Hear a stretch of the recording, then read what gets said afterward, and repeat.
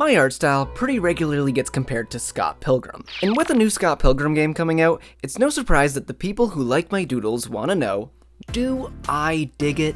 Since I want more video requests from my audience, here's my review. Scott Pilgrim EX is pretty much a successor to Scott Pilgrim vs. the World the game. They're both in the Shredder's Revenge beat-em-up style gameplay, but instead of following the plot of the movie or the comics like the first game, this tells its own story. Metal Scott has kidnapped your bandmates, and you have to kick, punch, and hammer your way to them, traveling through various portals to different worlds, all illustrated in a video gamey pixel art style that's common among many beat-em-ups, including the previous game. But they've seriously upped the quality since last time. The pixel art is more detailed and leans more into the art style of the anime, the animations are fluid, and there's much more variety in the enemies, bosses, and NPCs. They easily could have made every shopkeep's Julie Powers as like a running joke that would have been funny and a thing that's already existed in previous Scott Pilgrim media, but each shop has a different baddie behind the counter with her own unique art, and I mention this just to point out that they don't cut any corners here. It's a pretty generic beat-em-up if I'm being honest, but it's clear to me that a lot of care was put into this game, not even just visually. The controls and combos feel better than the previous game, there's more music, new side quests, and really all the improvements a good sequel should have.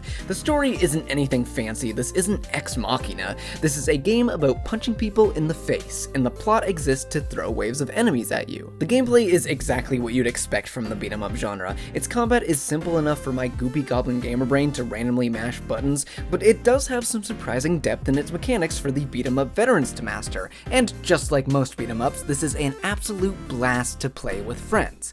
Yeah, I dig it.